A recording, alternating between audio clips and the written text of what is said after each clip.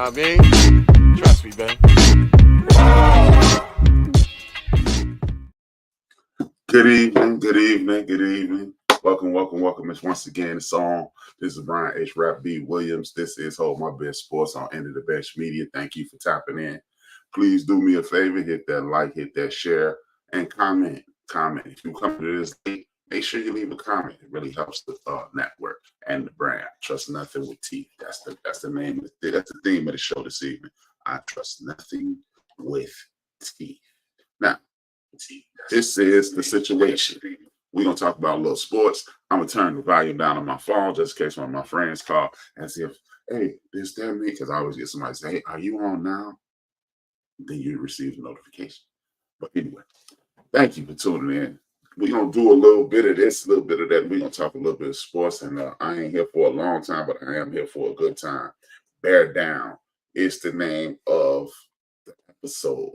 Bear down because Chicago Bears lost last week. Anybody who knows me knows I'm a Chicagoan. And it left me thinking a lot of different situations through.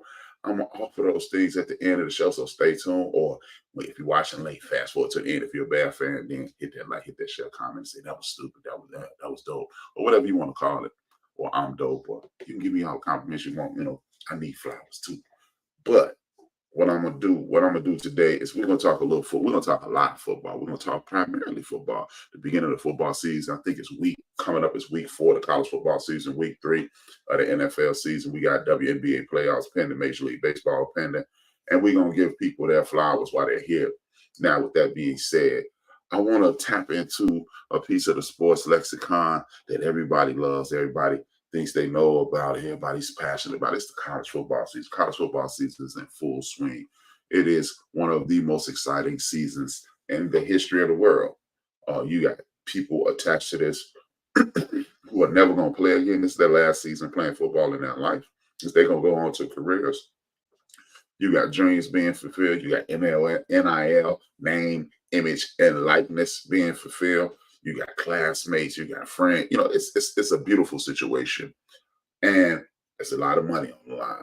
You got a lot of big time teams.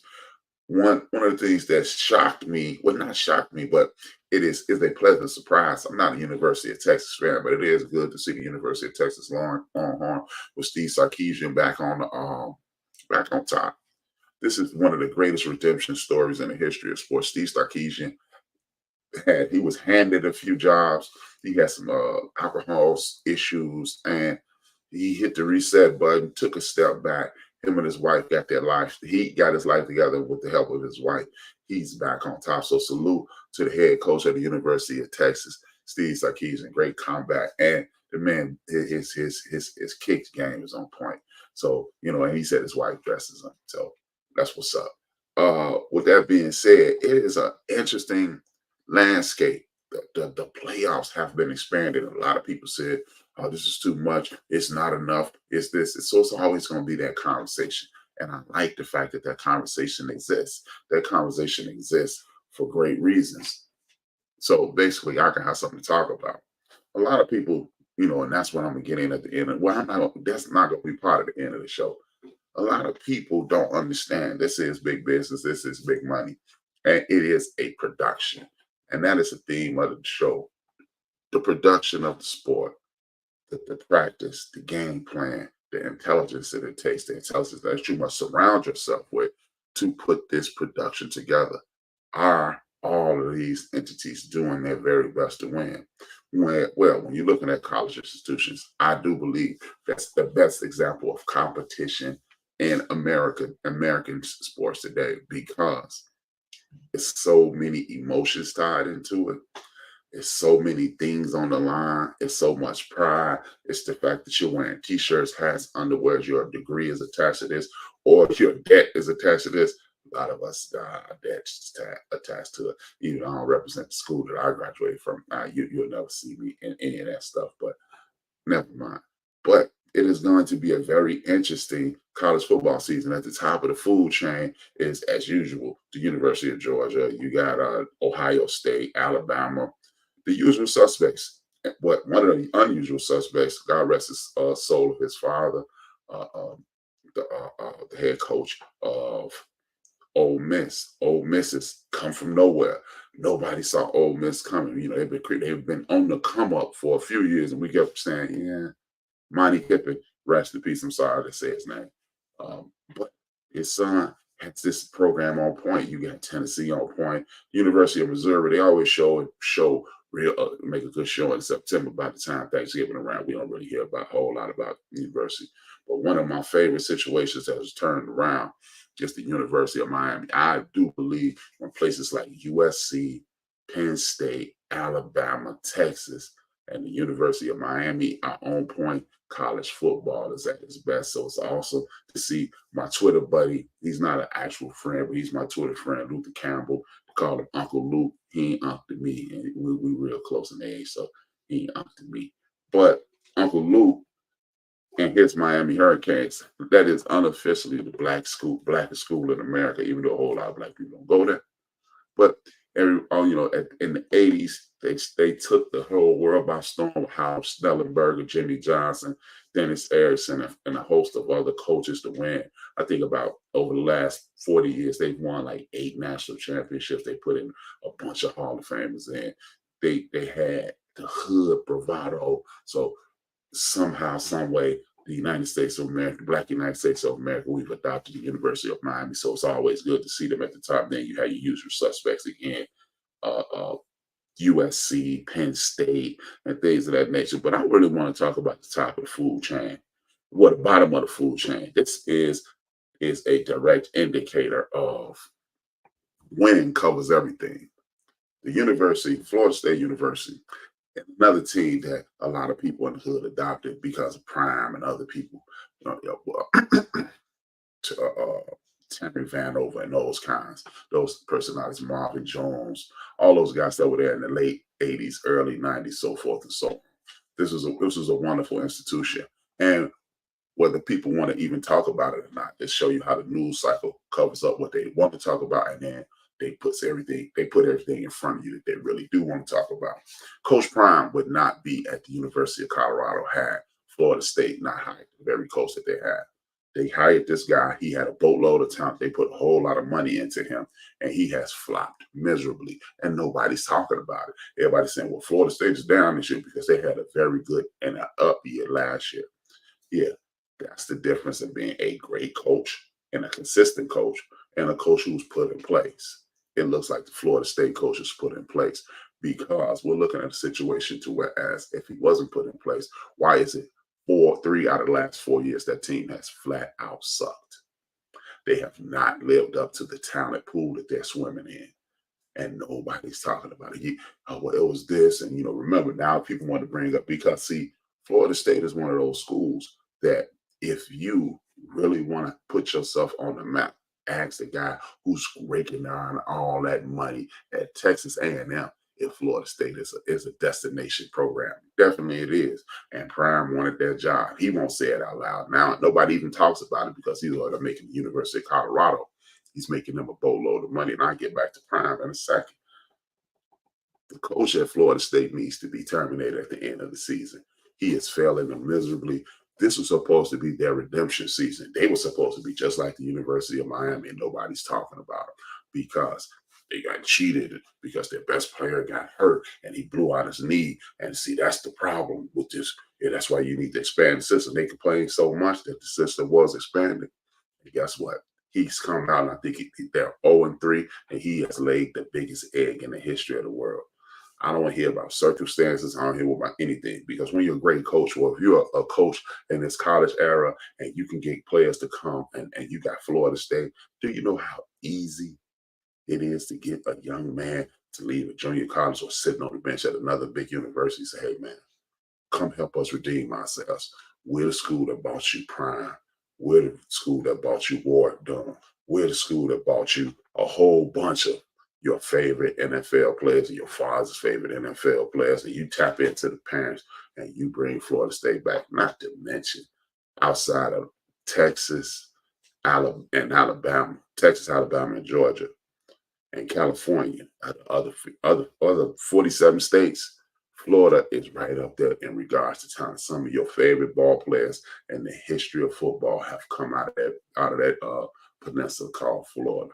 So when you are at Florida State, when you are at Miami, and you're struggling, I'm forced, or the University of Florida for that matter, I'm forced to say it is the coach. Y'all know my saying, it's not always the X's and the O's. Sometimes it's the Woodies and the Joes. So if it's not the Woodies and the Joes, because we know the type of talent pool that Florida is, it has to be the X's and the O's. Therefore, what we need to do is get rid of the head coach at Florida State and stop wasting those young men's time. And we're going to have to start leaving all that rhetoric and all the systematic discrimination and things in the past, because we know that their governor, Ron DeSantis, is one of those dudes who, when brown people start rising up and when immigrants start rising up, and especially black people, he has a problem. So what we need to do is start looking into these things. And if this is why you need more coaches that can relate to the players. When you get coaches that relate to the players, you create continuity. You create continuity. In sports, continuity is key. And if you doubt it, just look around. When you structure things and you build things and you have a game plan and you give it time to mature and you have it metastasize into a wonderful situation, and then you get the University of Georgia, you get the University of Alabama, you get the University of Texas, you get the University of USC and other institutions, Michigan, Penn State. That's why those teams consistently win on a regular basis, because they're putting money into those programs. They have consistency at those programs, and they have a set of standards that must be followed at all costs. And not to mention, they slide those kids some of that money. But that's neither here nor there. Back to my main man, Coach Prime. Coach Prime actually is a guy who I've been following since my mid-teen years. This is when there was very few games on TV. You watched the University of Miami, you would watch Penn State, the aforementioned USC, Oklahoma, and so forth and so on. And you would get Florida State games on CBS. So I've been a Coach Prime fan for at a minimum about 36 years. With that being said, congratulations to Coach Prime for the victory against the University of Colorado State University, I should say. It disturbed me. It was a win, and a win is a win. And like I said a few minutes ago, every situation calls for an evaluation, and you must look at the consistency and how to build a program. Coach Prime has a myriad of children and young men coming into that institution from all cultures and backgrounds and financial statuses. It's a beautiful situation. It is literally what we call the melting pot of America at that point. You have 4-star and big time recruits at every single solitary position. You have Hall of Famers, assistant coaches. You have legendary NFL players, assistant coaches. You have great offensive coordinators. And I don't know who the offensive line coach, that's another conversation for another time. But they still at times continue to struggle. You have big time talent like Travis Hunter, and Shador and Shiloh Sanders, my personal favorite, Shiloh, because he plays my position, but that's neither here nor there. The problem, it seems to be, and he's not going to get he's not, I don't think he's even doing it, and he's definitely not going to get the opportunity to live up to it, is, as I stated, you have to lay out things. You must come with a plan, lay out the plan, develop the plan, and allow the plan to grow and flourish. And I believe, because we are in this transfer portal era, is going to be a problem for Coach Prime, because everybody wants him to win now. When Coach Prime took that job, I literally said, it's going to take 3 or 4 years before this thing happens. Everybody and their mother thought, because he turned Jackson State around so fast, it was going to be the same way. Well, here's the difference. Jackson State were playing against a lot of teams that were underfunded and under talent. They didn't have the top flight talent, so it was easier to turn that talent around. I want you to understand when you're dealing with FBS schools, because your school is in the trash. That does not mean your conference your division is in the trash, and the entirety of the NCAA is in the trash. And when you're dealing with something like that, it's not about the Willies and the Joes at that point. It's about the X's and the O and the execution. And that's what's going on with Prime. Prime was getting his teeth kicked in last year because at first it was just talent. We have better talent than you. Our guys are bigger, stronger, and faster than you, so we will dominate you. And then in some cases, it was the mile high air in Colorado, playing in those mountains, that thin air. It affects some players, but most importantly, it was you came in, underestimated us, so we came in and kicked your teeth in. And in a lot of instances in football, you can come in 2 or 3 games, maybe even 4, and we'll give you that. And that's what happened. I personally believe that's what happened. But now that you're Coach Prime, you saw that last year at the Oregon game. He went up to Oregon. They shot it out for a little while, and then Oregon just ran them out of the building. Not because Coach Prime can't coach, not because his staff doesn't have the experience, but what it is Oregon they had been at it 4, 5, 6 years. You have a situation to where as you have Nike bankrolling them, so they're not missing a beat in regards to the dollars, and they have a standard. They have continuity. Offensive linemen, they are like brothers. I don't care what team you're on. If you have a successful team, if you go to the offensive line, those guys they hanging out together, they're eating meals together. They are their own entity. As a matter of fact, most groups in the national football, well, excuse me, in football in general, each position is their own entity. We do not go on the football field as the halfbacks and the quarterbacks and the wide receivers and the linebackers, linemen, and DBs. When you go on the field like that, excuse me, but when you step off that field, you have a position coach and you have a crew, a network, and that's what people don't understand. Offensive linemen, they must be cultivated. You must bring another young man into this group, another young man into this group, and then you got the tackles, the guards, and the center, and it's a group. Prime's number one problem is this: his team has no continuity, and when you have very little continuity, you're going to have even smaller success, a smaller sample of success, and that's just the honest to God truth. He out talented Colorado State this weekend. It was personal. They were focused, and they came out. All of them came out and said, "Hey, man, we didn't want to have Shador getting his jersey dirty, and we got together." Step one. What we have to do, what Coach Prime has to do, what Coach Prime has to do is stop using that transfer portal. Start using the recruiting tools that he has, and put 5 or 6 or 7 young men in the same class, in the same group of young men every year into that recruiting portal. You get you some 16, 17, 18-year-old young men saying, "I want to go play for Coach Prime because I'm going to be here for a while." And at that point, you create continuity. And then those guys become what they call hog mollies or roll graders, and they run people into the ground. Football has one formula: one man stand in front of another man and making that man do what you want him to do. And that's it. Oh man, it's a throwing league. We gonna get some stats, and that looks good on ESPN. And if you betting in one of those DraftKings or MGM bets, it looks great now. But the reality of the situation is this: if you don't have continuity, you will not win. Coaches don't show up with a bunch of with a mishmash of talent and go beat the USC's, the Texases. You definitely not going to beat the University of Alabama. You definitely not going to beat the University of Georgia like that.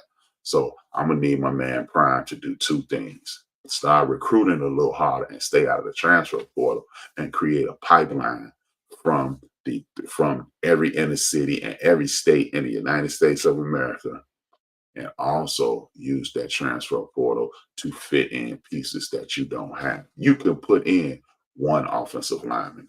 You might even be able to get away with 2, but you're not going to recruit 5 guys and get them to move the way an offensive line needs to move. See, it's different on defense. We smarter than them. Let's just be honest. We're smarter than them. But on the serious side, defense is different because you have a different type of scheme. You don't need people to move in the same direction at the same time and move people out of their way. We are traditionally the aggressors. And and that's what's happening in Colorado. I think he needs to run the ball more, which sets up a situation for his son to look better because he's throwing in the single coverage and not double coverage in zone. And it gives Travis Hunter a breather because he's not running up and down the field for 100 plays a game, which is outstanding. And the most important thing I need my man Prime to stop doing. I personally think there's nobody to say this, but it's going to be an unpopular opinion. I think my man Prime needs to stop coaching for the Heisman. See, but the thing is, if he gets Travis Hunter or his son Shadura the Heisman, what happens is it buys him more time, which is a benefit to him. But if you win the games, guess what? Shadura's gonna look awesome because he is awesome. I'm not gonna lie. I was wondering, I was questioning if Shadur Sanders was the product of your father being a millionaire and connected with the right coaches, or if he had the right stuff. This weekend, even though it was a blowout, even though he wasn't even challenged, I saw him do some things this weekend that made me believe that he was the man that everybody said he is, and I was hoping he is. I'm always rooting for Prime and his family. It's dope to me to watch people's father kill it, and then their children come along and kill it, and we watching the same kinds of game. Let me salute the people who came in the chat room. Thank you. Even if you're watching in the background, I need you to hit that like, hit that share, tell a friend to tap in, tune in, to be a part of the show. But I got my man, DJ Mad Knox, aka Anthony.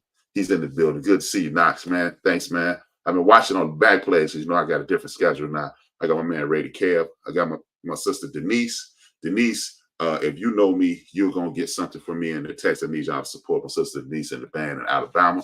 And I got my man D Great in the building. He one of the hit makers, world famous production team. Y'all might not have heard him, but y'all heard their music. That's D Great and his partner. I ain't gonna tell you who his partner is. You know, we don't need to know all that. But on the serious side, man, Deion Sanders is doing an outstanding thing.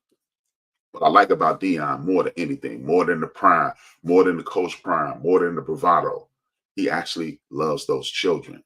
He puts a lot of emphasis on academic and character into children.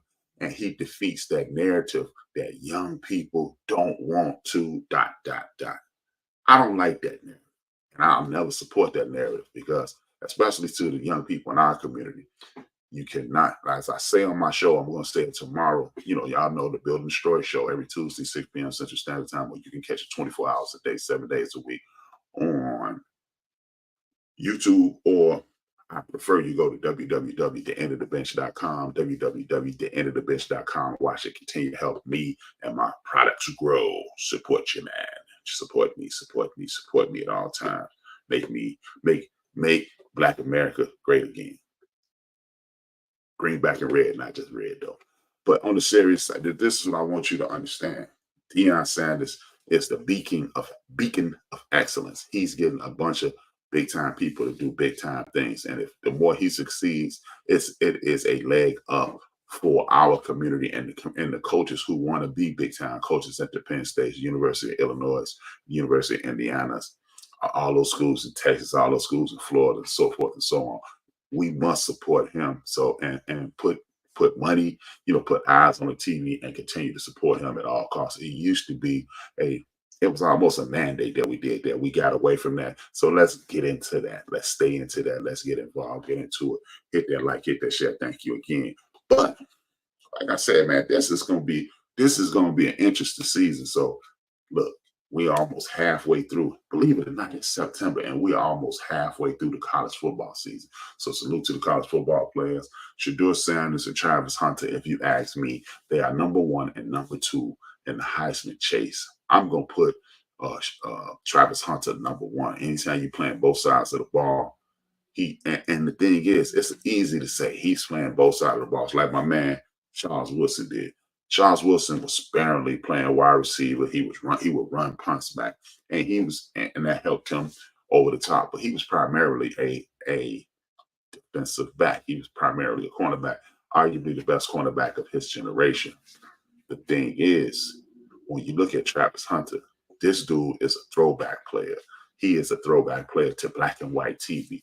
When you play defensive end and you play tight end, Travis Hunter is playing wide receiver for a bunch of players for like 60 snaps, and he's spending the other part of his game intercepting passes, shutting down wide receivers. This dude is gonna have so much money; they're gonna have to write him a check, and the bank gonna bounce.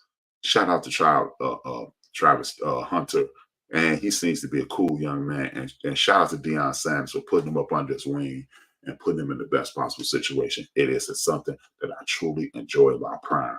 So big up to Prime. And if people out there that don't like Prime, all you need is sit your ass down. Sit your ass down. Now let's move into the National Football League. The national, you know what? Before, allow me to take that back. Let's do this. Take ourselves off the beaten path. This has been the year of the WNBA. You had budding stars like Caitlin Clark and here in Chicago, Angel Reese. Salute to both of them. And you've had other WNBA stars that come out of nowhere. They put outstanding numbers. Well, what I'm gonna do is make sure this is the last year that I'm not totally plugged in. This is probably my worst year of watching the WNBA since its inception back in the early 90s with Cheryl Swoops and Lisa Leslie and that crew, Rebecca Lobo and all those ladies. But this is probably the most popular year because for the Olympic year, you got Asia Wilson and the person who I believe put the WNBA on the map in regards to people paying attention. One, Dawn Staley. Is she coaching the WNBA? No, she's not. She's coaching in college. But she put eyes. Contrary to popular belief, Dawn Staley made people start watching the WNBA. We could pretend that it was Caitlin Clark. We could pretend that it was Angel Reese and a host of other dope sisters on the court. But it's Dawn Staley. She's the reason. But besides that, one of Dawn Staley's most cherished players in the history of South Carolina University was a young lady named Asia Wilson. She's the first person in the WNBA to score 1,000 points, 1,000 points. I mean, if you don't understand that, Michael Jordan didn't even score but like 2,500 a month. Kobe wasn't doing it a year. Kobe was doing it. They're playing half the games, and she is the first player to do it. Salute to Asia Wilson, salute to the WNBA, and big ups to everybody who supports that movement. Like they got T-shirts out. Everybody's watching women's sports, and this is the year of the lady in regards to sports, whether it be Simone Biles, Shakira Richards, Asia Wilson, Caitlin Clark, and a whole host of other women who's doing their thing. Big ups to the ladies in the sports world. Back to the regularly scheduled program. Now, the National Football League owns the television. Let's just be honest. If you're not watching the National Football League, I don't know what you're watching the sports. It's one of the most exciting leagues in all of sports. I have a problem with the National Football League.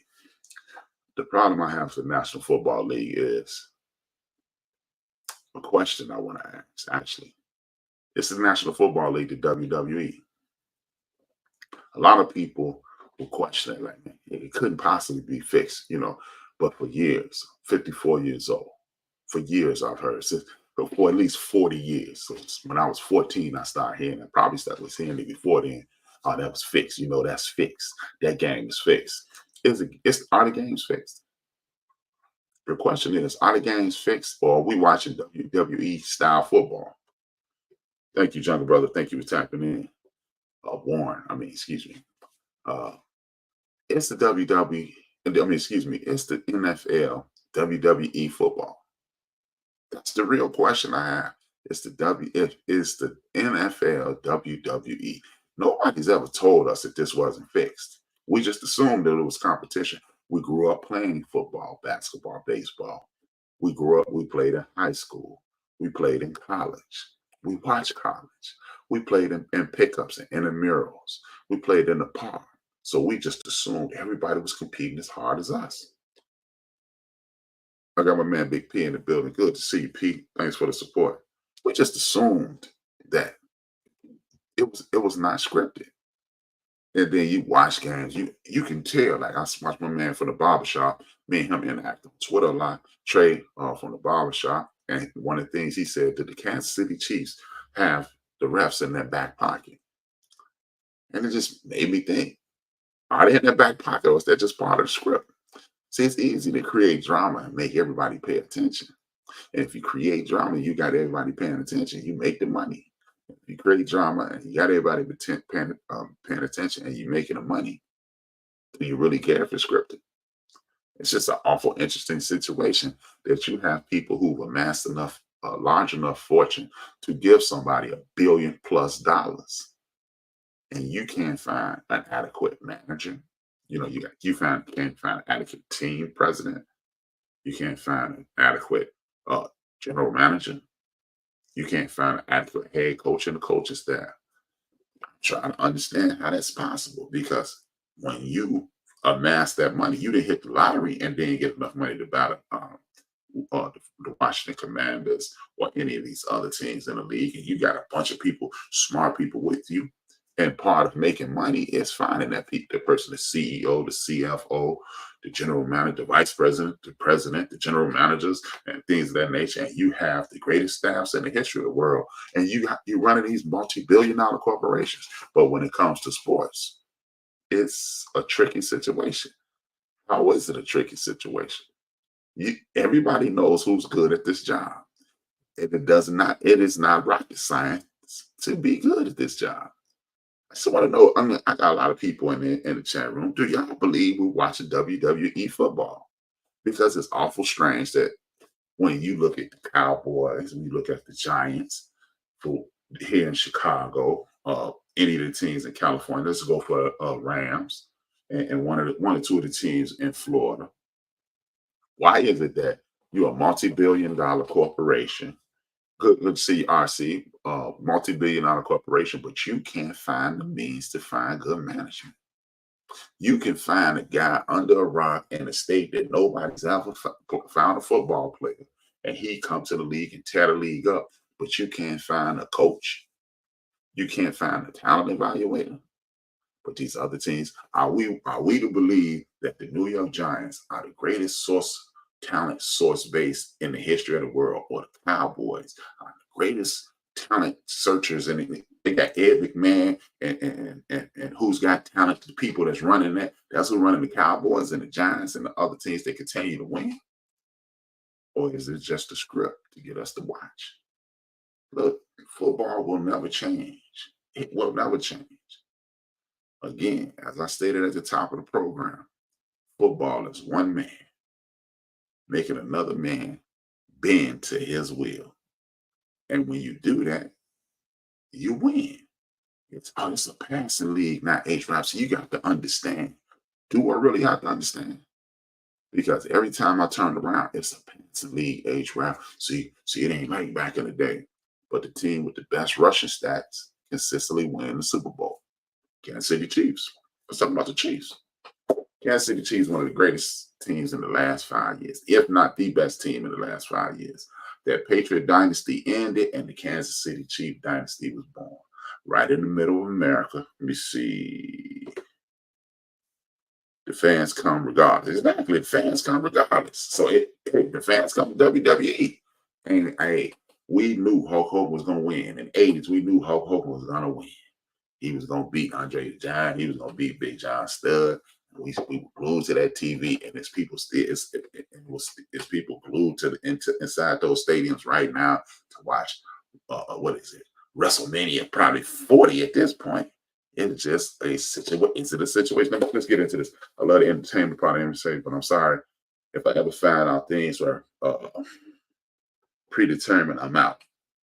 Now, trust me, it's the question call. There's some questionable calls and outcomes, but I put that to error. Hey, I'm not saying that it is, but just question it, man. It's just awful strange that the same teams throughout all the sports, but primarily the National Football League. How is it that 6 months ago, Jerry Jones had to sign Dakota Rain Prescott, otherwise known as Dak Prescott?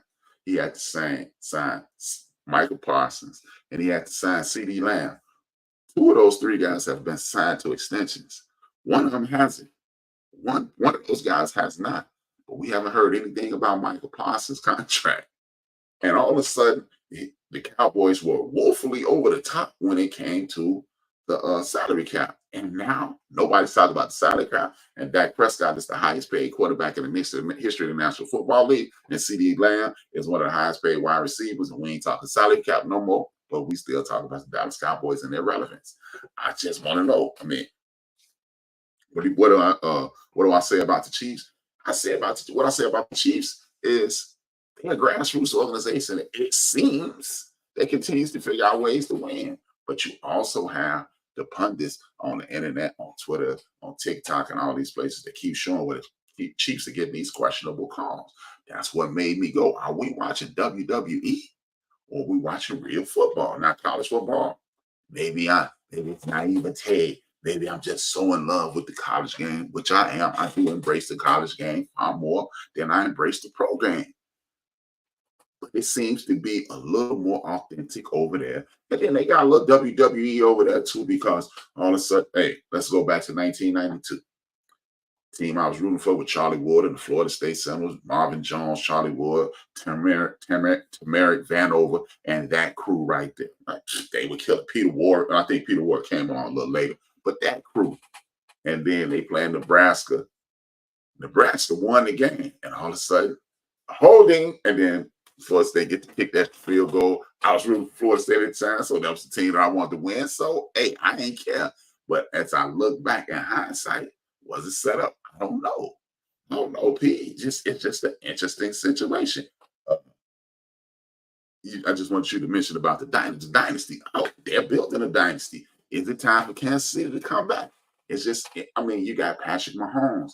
Look, I do believe in a formula to win football games. And for years, my man Andy Reid, he was putting together 85% of the formula. He was using, okay, it was like a baked cake. I got big time defenders and Trotter and my man Hugh Douglas and that crew. And you had Big Dog in the back knocking people head off. Man, the Eagles put it together. Then they refused to get McDonovan McNabb out of Chicago, Illinois. Indeed, always. Yes, indeed. If he was left-handed, he'd be even better. But they refused to get him wide receivers, and Andy Reid refused to run the football. Therefore, he continued to lose. And he lost in 4 to 5 NFC championship games in the Donovan McNabb era. And that's what it was. Why not run the ball, Andy, and put yourself in a situation so you can win? Whatever, you had to Tampa Bay Buccaneers doing it. People love the greatest show on turf, but that thing wasn't running. And when Marshall Faulk knee went out, everybody looked pedestrian. All of a sudden, big game, Tory Big Game Hope. He was still big game, but he wasn't doing it like he used to do. Isaac Bruce wasn't doing.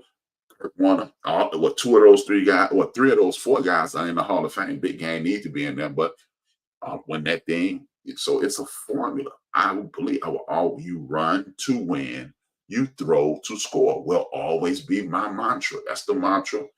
Me and you play ball together, Pete. That's the mantra. You run to win, you throw to score. But it's just awful strange that Andy Reid figured it out when he got to Kansas City. And then, nobody talks about Pacheco. Nobody talks about Williams, who won that Super Bowl against that first Super Bowl against the 49ers. Nobody talks about the running back because it's the most important position in the game. Well, you know what? I don't doubt that it's difficult to play quarterback. Shout out to Allen Glover, my man Ernest Mackey. I don't doubt that. But what I do doubt is the fact that when you're on defense, and we love it when we know y'all gonna throw the ball 35 to 40 times. And I don't care who you are. If your name is Joe Montana, if your name is Tom Brady, your name is Peyton Manning, your name is John Elway, Warren Moon, Randall Cunningham, Steve McNair. I don't care what your name is. If you throw the ball 40 plus times, 95 times out of 100, you're gonna throw at least one interception. And if it's one interception, and if the game is really won, in regards to interceptions, turnovers, the turnover battle usually wins the game. Why the hell would you put yourself in a situation to live like that? That's just the question I have for every NFL player and coach in the history of the world. And they stay out of the Tampa 2. But the Tampa 2 works because if you're going to throw the ball 40 times, I'm in the Tampa 2, man. Look, you got it's 1 of 3 things that's going to happen. You throw the ball 40 times, you're going to have a catch and you matriculate down the field. you're going to have a drop or you're going to have a pick. You only got it's a 33.3% chance that something, it's a 66% chance something is going to go wrong. Well, meaning a turnover and a drop. But when you run the ball, it's a 50-50 chance. I'm gonna get forward or I'm gonna drop it. That's it. I'm gonna move forward or I'm gonna drop it. And guess what? All I want you to do is this. Have somebody run at you and see if you can stop them, or you run at them and see if you can run over them. If both of y'all are equally strong and he's running at you and you got people running at him, more than likely the person moving forward is going to win that battle because you have to angle. You don't know what's coming, but I know exactly what's coming. You run to win, you throw to score. If anybody doubts that, all I have to do is goes back into the earlier point. Let's go to, that's why it's called bear down. The Bears are down because they have a inadequate coach. Or the script is written for the Bears not to look good. But I don't know which one it is. And I'm not going to say, oh man, see, I know, because I don't know. Because for the first time in my life, I'm questioning my favorite childhood activity, which is football. Because I'm looking at the Bears. This is the most talented Bear team at a minimum since Lovie Smith, and potentially in my lifetime. You have two very good wide receivers. One of them has a history of being elite, and the other one has the ability to be elite. He's about to be 27, which means he's entering his physical peak, and he's on the Bears. In my lifetime, I've never seen that. I've never seen the Chicago Bears have two very good wide receivers. I've seen the Bears have a guy who could possibly be good and a guy who turned out to be good. I've never walked into a Bear season in 54 years of me living, and in the 40 years of me knowing what was going on a professional level, I've never seen two quality quarterbacks, two quality wide receivers. Cole Kmet is a solid or better than, he's a B- to C+ tight end. Is he Shannon Sharp? Nope. He ain't even Coley, who kept getting the concussions. He's none of them. But you know what? If you need him to get that 4 yards, if you need him to do some blocking, he is what you need. He is worth the pick. Very good tight end. Bam. The offensive line is solid. One thing, like I told y'all earlier when I was talking about football, one thing about offensive linemen, once they get some continuity, they roll graders at that time. You got a running back. Is he better than Walter Payton? No. Is he Matt Forte? No. Is he Neil Anderson? No. But this guy Swift is a damn good running back. And you got the number 1 pick in the draft. Explain to me how everybody who's ever played football knows when you got a freshman, when you have a rookie, you do not throw the ball all night long. Explain to me how Eberflus, I'm sitting here not getting paid a dime, but Eberflus is getting paid, has a multi-million-dollar contract. And when you're living in Chicago and you're the Chicago Bear quarterback head coach, Jeffries, what's his name? What's his first name? I know you're not talking about Haywood Jeffries. You mean not the Haywood Jeffries that was washed up by the time he got to Chicago. Now, his name was cool. It's just, that's like saying, when people say, well, LeBron played with Shaq. Yeah, he did play with Shaq. He played with 36-year-old Shaq. Put 26-year-old Shaq with him, and it's a different situation because Jeffries was done by the time he got to Chicago, and Brandon Marshall, he's a basket case. Alshon Jeffries, okay, if you know Alshon Jeffries because you live in Chicago, the rest of the chat room and the rest of the people watching don't remember Alshon Jeffries. And if I pulled up Alshon Jeffries' numbers, it would be disgraceful because Alshon Jeffries is not a world beater. Allen is a multiple-time Pro Bowler, and Moore is one of the better. These are two of the best receivers in the league. They are top 10 wide receivers in the league. The Bears have never had that. Alshon Jeffries he was solid. And the thing is, he was solid for the Bears. He wasn't solid for the league. Every team in the league, unless you got CeeDee Lamb and unless you have Jefferson and agreed. Thanks.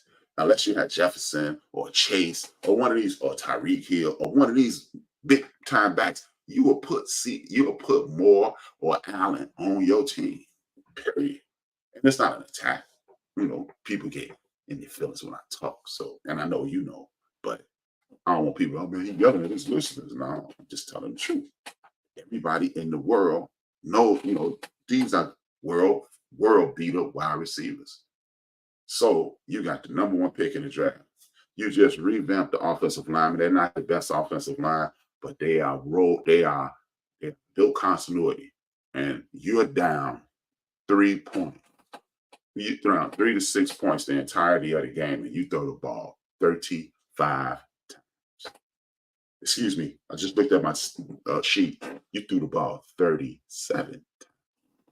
How in the hell do you have a Pro Bowl back for 2 separate teams? He killed it, made the Pro Bowl for the Philadelphia Eagles last year. Before that, he killed it in Detroit. I think he was an alternate Pro Bowler, which either way, he played in the Pro Bowl, and you don't run the damn football with a rookie quarterback.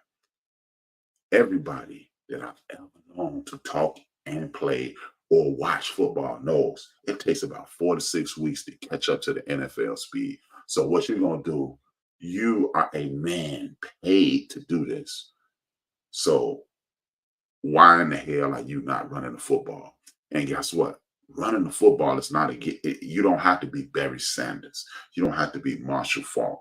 You don't have to be Walter Payton, but it wears the defense down. One of the stats that lets me know I know I'm correct is DeMeco Ryans is a non-blitzing defensive coordinator. He blitzes he's a situational blitzer. Last night against the Bears, he blitzed 41% of the time. They said that was the highest blitz rate he's ever had in his career because you want to speed up that quarterback. Every defensive coordinator in history world wants to speed up the quarterback. When you speed up the quarterback, he makes mistakes. When he makes mistakes, you win. He threw 2 interceptions. Goes back to the original point.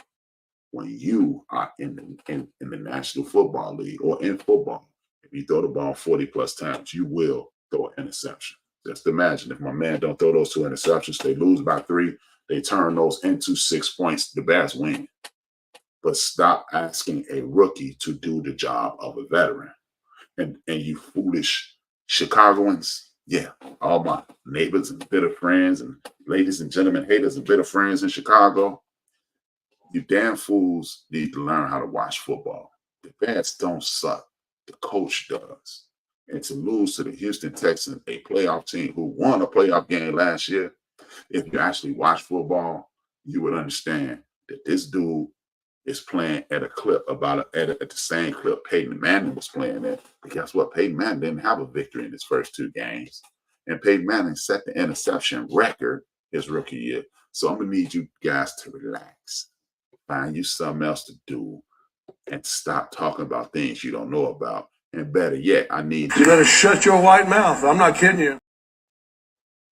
That's all I'm saying. I'm just talking, man. It gets dumb in Chicago. You guys, Chicago sports fans, it's not been a whole lot of success here. So stop speaking as if we've had Joe Montana, Steve Young, Steve McNair, Warren Moon at the quarterback position. We've had Jim McMahon and Kramer and Gross Rexman and a bunch of other bums. And y'all were cheering for them. People in Chicago cheered for Jay Cutler. So after 2 games, somebody with my last name is killing their quarterback. It means y'all to relax, man. You know, I personally think the Bears just need time to grow together. Thank you, Kev. I totally agree. If they're not showing signs of improvement around week 6 or 7, I will start having some questions. I'm not even then. They're not gonna be good this year. They're gonna be 500 at best. They're gonna be 9-8, 8-9 at best this year, Kev. In another situation, I would agree with you. This guy, Eberflus, all I want you to do, Kev, because I know you will do it. What you do is this. If you get a chance, go to HBO Max and watch the first episode of Hard Knocks. I haven't watched Hard Knocks in better than a decade. I watched the first episode of Hard Knocks and I hit my man Diaz. Shout out to Kush, man. I hit my man Diaz. I say the Bears gonna stink this year because this coach sucks. I say you can tell He's out there fishing for compliments. That's the coach. He a sucker MC, man. I don't like the coach. He is totally confused, and he's calling these ass backward plays. And I'm telling you, you do not give a rookie quarterback in his second game 35 throws down the field. He ain't even dinking and dunking. You're supposed to dink and dunk until they bring their safeties down. Then you throw. This is football. It's the same game. I don't give a damn how many highlights you show me. The winning teams do what winning teams do. The aforementioned Kansas City Chiefs, they couldn't throw the ball downfield all last season. Patrick Mahomes dink and dunked all the way up the field, and my man Pacheco get healthy soon, bro. Pacheco, who cracked his ankle yesterday, he'll be cool, but he ran them to the Super Bowl. Period. You adapt to what you have, and this coach does not adapt. They will not be good. I'm sorry, Kim. If they be good at week 6 like you would traditionally be, it'll shock me to no belief. What was my man? What was my man? He traded in the tight end, Johnny Bravo looking dude. I know the dude you're talking about. I can't think of his name, and I'm not even worried. But see, that's the thing, Pete. I ain't worried about dude. They got the talent. Think about it, man. They got two. They got my man. They got 2 good pass rushers. They got the rookie guy, and they got the guy they got from I always want to call them the Skins, but they ain't the Skins. They Commanders, or like my man Jungle said, the Commodores. Got them from the Skins. They got one of the most feared and solid. He not shut down corner, but he a very solid cornerback. They added Simone Biles' husband Owen and a bunch of other defensive backs that sold up that safety position. This is one of the most talented teams we've seen in Bear history. And if this coach, in the form of Mike Dicker, the most overrated coach in the history of the world, he is the walking personification of just because you won a Super Bowl don't make you a good coach. You have a lot of talent. And if your talent is that immense that you are an adequate coach, you'll win the Super Bowl. Walter Payton, Richard Dent, and all the rest of those guys. Too many guys to name. That's why they won. But that's neither here nor there. But that's what I'm talking about. These guys, this is the most talented back team I've seen at a minimum since the Lovey and his crew with Lance Briggs and Mike Brown and Tommy Jones and that crew. This is the most talented crew since then. And they got people on. This is the first time, and you can attest to this, Pete. This is the first time in our lifetime that the Bears have had an offense that we was like, oh, they might do something this year. And the coach is running them into the ground. Y'all, they keep hiring inexperienced coaches. They keep hiring these dudes who somebody's cousin who you owe $50 to as coaches. And that's why they keep sucking all to be damned. People, look, I'm a Chicagoan through and through, but I'm just telling you, this coach needs to go. Wow, I haven't paid attention to that like that. That's crazy. I'm telling you, just Kev, all you have to do is tap into that one episode, and you're gonna see him smoozing with the players. Man, coaches don't smooth with the players. Players smooth with the coach. Because I have the ability to tell you to sit your ass down. You ain't playing up. Oh, well, go. You ain't finna get smart with me. And that's the mentality that every successful coach ever and I've ever seen had. You're going to do what I say. You're going to do it my way, or you're going to watch. Listen to Lawrence Taylor. He talks about how his rookie year, Parcells was all over him.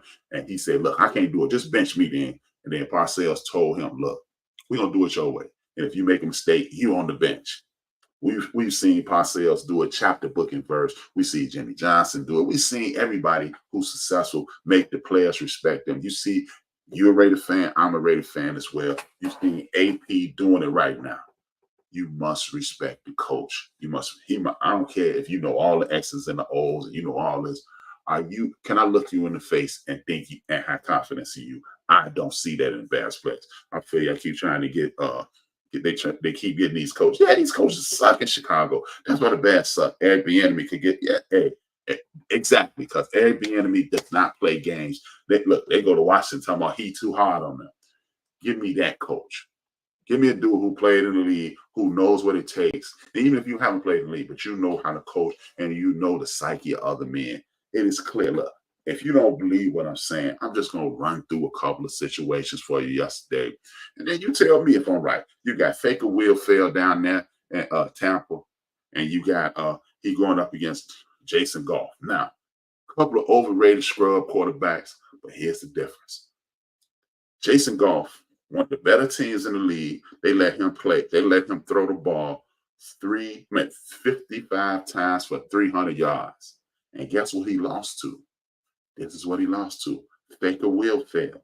12 for 19, 185 yards, a touchdown, and a rushing touchdown. And he threw an interception. Well, he Faker will fail. He gonna throw it. He gonna throw you one. That's how it. That's why the lines are so close, because dude a bum. But even with his bum ass, they ran the ball enough to keep their defense fresh so they could be in attack, so they can hunt in the end of the game. And when you let the defense hunt at the end of the game, you got people like Jason Goff that throw linebackers open, and he throw safeties open and hit wide open linebackers. Let's just be honest. But you throwing 55 times for 2 interceptions. Another game, Brock Purdy versus Sam Darnold. Another couple. Brock Purdy is a solid quarterback. They tried to call him a world beater. They tried to make him out to be the next Joe Montana. If he the next Joe Montana, he must change his name. That's the only way he's going to be. But Brock Purdy threw the ball 36 times, 1 touchdown, 1 interception. Sam Darnold threw it 26 times, which is reasonable. But the defense, you have allowed the defense to stay fresh. Another situation. Derek, he need to get in the car and drive home versus my man, Dak Prescott. I'm a Dak Prescott fan. I'm not ashamed of it. I'm not even going to try to act like I'm not. Oh, man, you just like that. Yes, I do. I was liking him at Mississippi State. I liked him that time. Read that story about him when he was at Florida Black College weekend, and the dude bipped on him his offense. He stopped his offensive lineman from popping him. Leadership was shown. I ain't finna mess up my bag fighting you. You lose it at some cookout. So that's why I've been a Dak Prescott fan. And y'all already know the other reason I like Dak Prescott. He's brown. His skin looks just like mine. So I'm going to root for you. Get mad at me. But here's the deal. Dak Prescott, he threw the ball 29 times. He had 1 touchdown, he had 1 interception, 2 touchdowns. But guess what? That defense snuck all the beat down. And then you had that bum, Derek Carr, the Bummerooski. He's a bum. He's a B-A-U-M-B, bum, bum, bum. It's a Christmas song named after him. Bum, bum, bum, bum. He's a bum. And guess what? Derek Carr, he only threw the ball 16 times. He threw the ball 16 times for 1 touchdown and 1 interception. But guess what? They gonna blame Dak. I didn't even watch Sports Center today, but I know Dak need to step up. That was the theme of the day, because they tell you how much money these guys make so they can bury him. Dak need to step up. Well, let me see this. Eric Bieniemy, Dak Prescott threw 2 horrible interceptions from the 1 or 2 highlights that I did see. But you know what I didn't see? I didn't see Dak Prescott missing Alvin Kamara on any tackles, because he had 3 touchdowns on the ground and 1 in the air yesterday. He caught a touchdown and rushed for 3. He also had like 160 yards. Dak didn't miss none of those tackles. So they're going to tell you it was Dak's fault. No, it wasn't. Again, Mike Marks, Cowboy fans, hey, when you from the 70s, you like the Steelers and the Cowboys. Some people say, I used to like them. Now you like the Steelers and the Cowboys, unless you were from Texas. So Tom Landry, Jimmy Johnson, and that's where it stopped. When Barry Switzer blew it up, I said, I was just a French fan. I just like the color, and I'm just genetically predisposed, born in the 70s, to cheer for the Cowboys. Unless you in the NFC East, or if you and you're gonna like the Cowboys. That's why my man D Great, who in the chat room, that's why you're a Cowboy fan, because when you from the 70s, you like the Cowboys. Stop lying. Unless you're in the division, then you ain't gonna like them. But there's some people in New York that got some Cowboy jerseys, and y'all know it. But that's all I'm saying. This is a formula. You run to win, you throw to score. Another opportunity to show y'all what coaches are blowing these games. The Baltimore Ravens played the team that I root for, the Las Vegas Raiders. They always the Oakland Raiders. They ain't never gonna be the Las Vegas Raiders. I don't care where they play. They the Oakland Raiders. Even when they was playing in LA, they was the Oakland Raiders. But they played the Raiders. The Ravens played the Raiders. Of course I was rooting. Look, I was caught in between on this game. Black quarterback, black coach. It was a conundrum. I was like, damn, who am I gonna root for? I took the black coach because Lamar got his money. They ain't gonna fire him. But here's the thing. How is it that Derrick Henry only got 8? He only got 19 carries. Everybody, oh, what Jackson needs to step up? No, Harbaugh needs to step up. How is it that you go get Derrick Henry? He running over everybody and their mama, and their sister mama, and everybody and their baby mama out there. Just can't nobody tackle him. But you got my man Lamar that'll win the game. No, Lamar is the orchestrator of the offense. So he gonna make plays. Why? I know. I understand Lamar say he's more comfortable in the shotgun. Why? Every time I turn on the Ravens game or see a Ravens highlight, Lamar in the shotgun. That means it's only one or two things gonna happen. He's gonna throw the ball or you're gonna hand it off to King Henry. No. You put him under center, get him comfortable all year, and say, Lamar, I know you're comfortable this way, but if you want to win that elusive Super Bowl, or if you want us to write the script for you to win the Super Bowl, then that could be. I'm just saying. I ain't saying, but I'm just saying. If you want us to put the script in for you to win, for you to beat Hulk Hogan this year, we gonna need you to operate under center sometime. Make it look different. And if y'all, again, if anybody question this, the Baltimore Ravens had the best running offense in the National Football League last season. And the first play of the AFC Championship game was a 15-yard run by their number one back. He didn't touch the ball again to the third quarter. If that don't make you go, like my man Arsenio, if that ain't one of the things that make you go, nothing will. I'm just trying to understand. How is it that it's always the black quarterback fault? Look, the Jets, the Jets, just in the season. The Jets, Will Levis. I ain't hearing nothing about how Will Levis think. Will Levis in his second year, he should be better. Will Levis has blown games back-to-back years. Y'all watch the highlight shows. Brady Kev, Jungle Brother, Knox, Pat. All y'all watch the highlight shows. Did y'all hear Will Levis getting chewed out like my man Williams is getting chewed out? Like Jaden Daniels is getting, oh, well, he hasn't played up to par. Again, let's just look at this as a business. You have CEOs being hired into businesses that are struggling. Well, you're gonna replace you as the CEO, and we ain't gonna give you $40 million a year for wearing nice suits and driving Ferraris no more. We're gonna give it to somebody, or we'll give it to this white guy. Okay. They usually get 3 to 5 years to turn the organization around. So you want the CEO of the offense or the CEO of the team to turn the team around in 2 games. But Will Levis, stinking all to be damned, hitting wide open linebackers. He did back-to-back weeks. He threw a corner open and threw a linebacker open yesterday. So I don't understand. I don't understand. Another instance, you got the Packers with my man Malik Willis, who should have been the quarterback instead of this bum Will Levis out of Kentucky, Malik out of Liberty. And you got the Colts. You get the rookie and Jefferson. Thank you for support. Everybody hit that like, hit that share, tell a friend to tap in. Or you know what? I really need y'all to go here. This going forward, man. I appreciate the YouTube thing, but I need some of y'all to start going over here and watching over there. You're gonna get the same thing. You're gonna get the same YouTube stats. But I need you going on my side, get some more stats for me so I get a little extra change, man. But on the serious side, the Colts, you got my man Anthony Richardson, who is a dynamic athlete, but he's in his second year as well. You got him throwing the ball 35, 40 times a night. And guess what?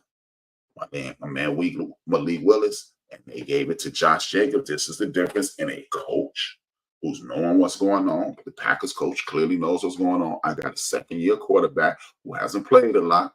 He's a dynamic guy. He got arm for days. He got the wheels. And, of course, he black, so he's not as accurate as he should be. But the league will make him better. Why is it? Put a comma on this. Put a pin right there. Why is it that I've never, all the years I've been watching the draft, the underwear Olympics, called the combine, all the years, every time a brother comes to the league, he inaccurate. I ain't never seen a black quarterback come to the National Football League and they go, his accuracy is off the chain. I don't know, man. Back to the point. Malik Willis, they rested on Josh Jacobs, one of the best running backs in the National Football League, and they rested on their defense, and they won the game. They let Malik Willis get into his talent and they won. Meanwhile, on the other side of the field, they got my man Anthony Richardson throwing it all over the field. Then he threw an interception, and you know what the commentators say? This is why I refuse to watch with the sound, because I know what I'm watching. I don't need you to tell me, oh, they just caught that. They threw that. They ran it. Shut up, Chris Collinsworth and the rest of you goofballs. But how is this? This is a reoccurring thing. I did the Raiders already. Look, the G-men. The G-men against the Commanders, that shows you that dude Danny Dimes needs, and look, I thought it was what's the name of that coach? Can't think his name. Dayball. Brian Dayball. I thought it was Dayball until yesterday, man. It ain't Dayball. It's not Dayball. Brian Dayball know what he's doing because he's limited Danny Pennies to, we're not gonna let you blow the game. We're not going to allow you to blow the game. They ran the ball with Singletary a lot yesterday. Shout out to the Giants. And they limited Danny Dimes' ability to blow games. They rested on him the first game, and he wide open linebackers. That boy could hit a linebacker. I'm starting to think they should just let him practice with the linebackers on their team, and then he'll throw to tight ends on next week. But again, they balanced it out. Brian Dayball did his thing. They let my man Jaden Daniels do his thing in DC. And this was a very close game. All the games that were close. The Raiders and the Ravens, the Kansas City Chiefs, and the Bungles. Look, that was the game of the week. And we saw two big-time quarterbacks, Patrick Mahomes and Joe Burrow, do their thing. That's the only time you need to be throwing the ball a million times. But guess what? Both of them, two of the best quarterbacks in the league, they only threw the ball 25 times. 25 times each. 25 and like 20, I think 25 and maybe 32. This goes back to what I've been saying the entire show. When you have a balanced offense, you run to win. You wear down the defense. By the end of the game, people like Sean Jones and TJ Watt is it TJ Watt? Yeah, JJ and TJ Watt, they slow down in the fourth quarter. They're not going to be knocking your head off. But if you just let me just keep firing away, you get beat down. The aforementioned Steelers, the Panthers. Well, look, why is it that if y'all telling me that Eberflus is a good coach, if you even assume he's a good coach, how is it that Justin Fields out there? Justin Fields, I saw this highlight with Justin Fields last night. He threw a ball like 60 yards down the field. He put it where nobody on earth could have caught it but the wide receiver. So it was a hole in place, so the play didn't count. It might be the best thrown ball all year. Justin Fields, they told me that he wasn't good enough to start in Chicago. I wanted Williams. I wanted Fields to stay because he was black. But they got another brother, so it is. It's a no-brainer. But at the end of the day, this dude can play. You know why? Because he's getting adequate coaching. If you put me in a position where the coach is attempting to upgrade me and coaching me and not coaching a system, I'm coaching the West Coast offense. And in the West Coast offense, you need to do it. No. That's why the dude in San Francisco keep winning. He lost yesterday, but that's why he keeps winning.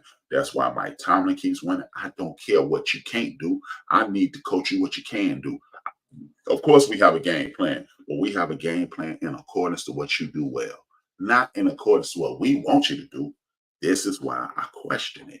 Look, and last but not least, my man Jim Harbaugh. Jim Harbaugh, the 49ers just couldn't get over the hump. He had scrub-ass Alex Smith looking good. Alex Smith is the most pedestrian number one pick I've seen in a very long time. He had a solid career. He was always hurt. But when Jim Harbaugh got there, they said, Alex, we know you can't hit the side of a barn. So we're going to run this ball down the throat, and we want you to hit my man Davis. And we don't care about the wide receivers. Like, you just keep dinking and dunking, and his defense is going to wear these people out.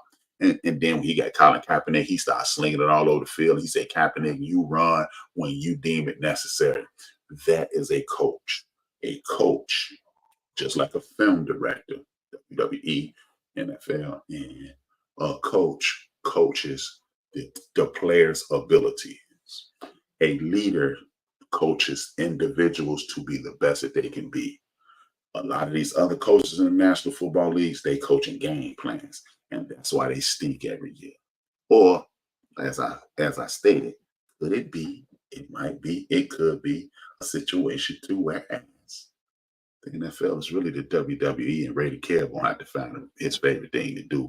He gonna have to get back to watching basketball or start watching baseball or focus on at the LSU Tigers that he already does. Because I'm starting to believe the NFL is the WWE. I get it, people. It's dope. We love it.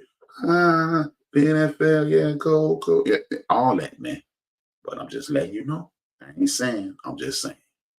It looks kind of fishy to me that you got enough money to purchase a multi-billion-dollar entity and you can't find management.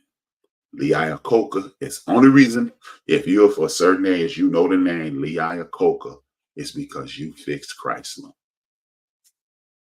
And he didn't fix it in a day. He didn't fix it in a week. He didn't fix it in a month. It took him about 3 to 5 years. And then he got Chrysler back on point. So that's why you know him. That's why you know a bunch of CEOs' name, because they moved in when the business was on the ground and they fixed it. Now, look at the Bears. The brother moved in as general manager. He has stacked this team. They got a bunch of draft picks. And guess what? The Bears are looking good. But I'm going to need the Bears in their racist ways to hire either a brother, a.k.a. that's my man Big P said, Eric Bieniemy, Eric sleeping with Bieniemy, or I'm going to need y'all to hire an adequate white guy. That's what y'all really want. Y'all want a white guy who can call either way. Stop cheating some of the most loyal fans in the history of the world. The Bears have not had a game without a sellout since 1978. That's the last time the Bears didn't have a sellout. And I think they missed it by like 50.